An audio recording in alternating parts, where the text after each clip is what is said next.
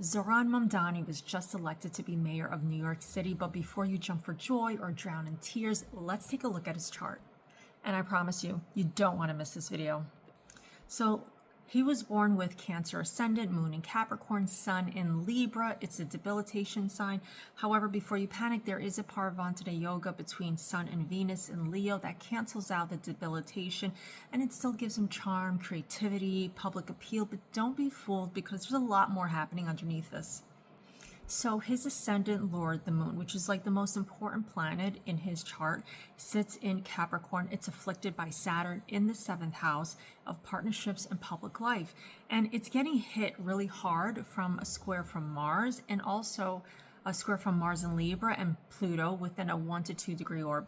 So for some of you who may not know, the moon rules not only his first house, but it rules emotions, it rules the public, it rules his happiness. Saturn rules his 7th and 8th house. It brings restrictions, burdens, karma.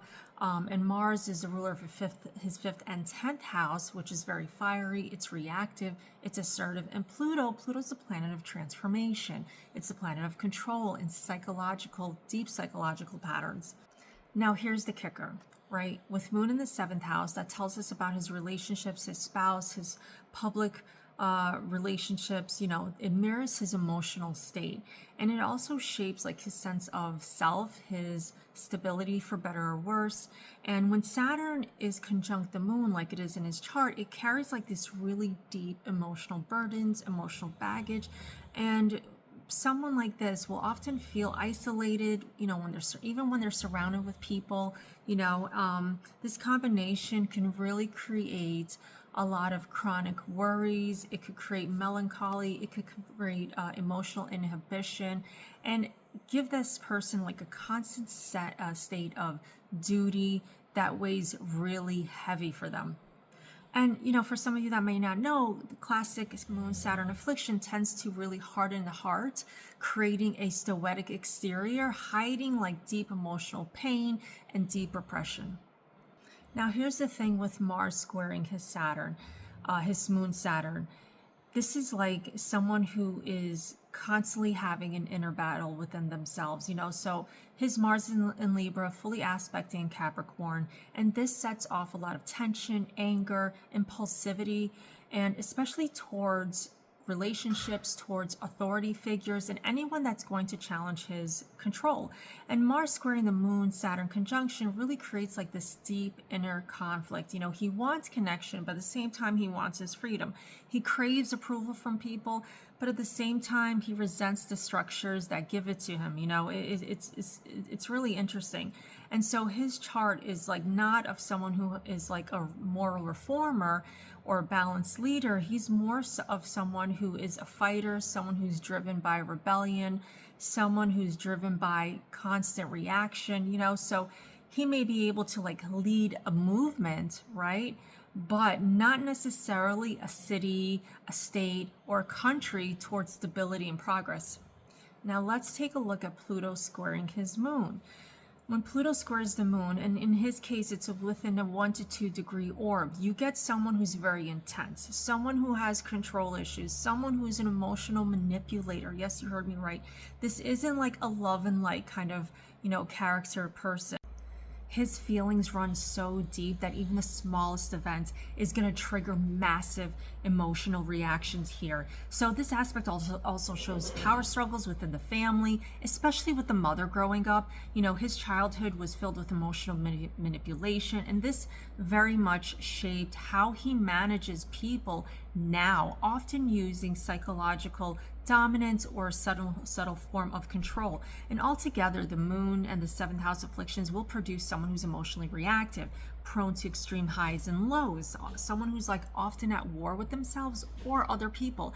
And this is like a classic case of someone who experiences mood swings, depression, rebellion. These are like the signatures of instability, not emotional mastery. A true leader leads with logic, clarity, not emotion. So he's got a Jupiter-Venus conjunction in Leo in the second house. This is a classic placement for someone who has access to wealth, resources, and good social standing. And it shows that he either comes from money or has doors that are open for him so that he can have these connections. And Jupiter here rules the 6th and 9th houses of work, law, beliefs, and Venus rules the 4th and 11th houses, which is his home, emotional peace, friendships, and dreams. So with Jupiter and Venus being in the second house, you can see that there is no Jupiterian protection over his 7th house. That means there's like no grace, no wisdom, no benefic buffer in how he handles the public, how he handles partnerships. Everything here shows that he's learning through hard experience and painful lessons. So right now he's running his Jupiter-Venus, Jupiter Dasha. This is a lucky streak. This is the high point where opportunities appear and his name is shining, right? But that energy starts to fade once he enters his Jupiter-Venus Saturn Dasha period. That starts on November the 21st, 2025, and it will bring abrupt reality checks. It will bring restrictions, unexpected shifts in his public image and authority. So now let's take a look at the transits that have been taking place impacting his natal chart. On October 14th, 2025, Pluto went direct at 7 degrees in Capricorn, right over his natal Saturn, squaring his natal Mars. This is big because Pluto represents destruction and rebirth. Mars rules his 10th house of career, and we should expect explosive transformation in public standing, in his career, his partnerships, and we will see conflicts and the breakdowns taking place. This, my friends, is inevitable to happen. On November the 9th, Mercury stations retrograde at 12 degrees in Scorpio. This is going to square his natal Jupiter and his natal Venus conjunction, forming a quincunx to his midheaven. Now, this is very important to understand. Whenever a planet goes direct or retrograde and it impacts your natal planets, you need to pay attention to those natal planets because something very significant is going to take place. So this means the translation here is that his career, his identity is going to go under review. Retrogrades, remember, bring reevaluation, reconsidering of decisions, or rescinding of decisions, or reversals in status. So this could point to like challenges and even reconsideration of his mayoral position. So here's what's more.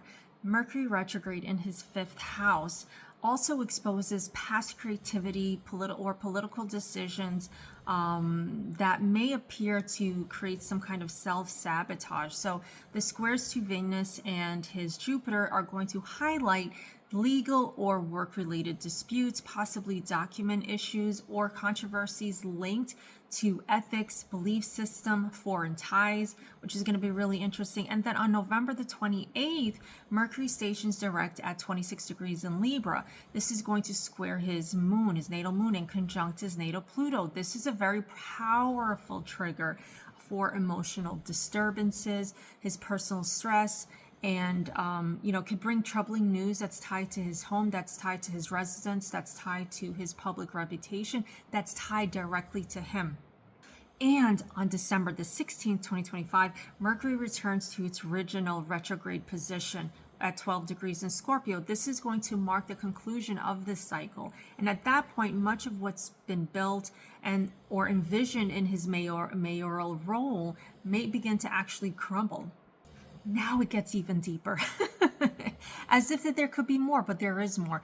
So Jupiter, his planet of luck and law, goes retrograde on November 11th. Okay, this is launching a moral and legal review of his political conduct, and by December 5th, Jupiter is sliding right back into his 12th house of enemies and secrets, forming a quincunx with Mars in Scorpio and opposition to the moon, which is, opposition between Mars and Scorpio and the moon. This is going to create a volatile mix of frustration, anger, explosion, for him.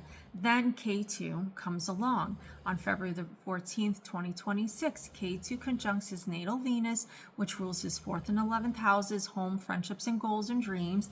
And then on April 20th, 2026, K2 conjuncts his natal Jupiter, which is of law, work, morality, okay? And this combination points to detachment, to loss, to separation from position, from alliances, possibly property, and reputation. Venus and Jupiter here both rule areas that are tied to his public life and tied to his happiness and belief system. So this is not a light influence. So when we start to look at the chart from the moon, because I love to look at charts from the moon because it shows us what's happening behind the scenes, these same transits between K2 conjunction to Venus and Jupiter are happening in the 8th house from his moon, which means scandalous stuff is taking place. This is going to reinforce loss, exposure, emotional downfall, which is going to be very painful. So what's been hidden starts to come to light. What's been glorified starts to really fade. So the bottom line here is that this is not the chart of someone who's going to be a steady long-term leader. This is someone who's driven by inner tension, emotional visibility, volatility, and karmic pressure. Tongue twisting. Mercury's almost retrograde. So his current dasha is definitely putting him in the limelight. But once Saturn takes over in the dasha cycle in late 2025, it's really going to hit hard. And so Zohran Mamdani's dream to rule, to transform New York City is just going to be short-lived. Let me know what you think in the comments about Zohran Mamdani, about the transits, about this explanation, what your thoughts are in the politics of New York City. And of course, if you're looking for a Vedic astrology reading, you can message me at AstroDevi333 or go to AstroDevi.com/shop. I will see you all soon in the next video.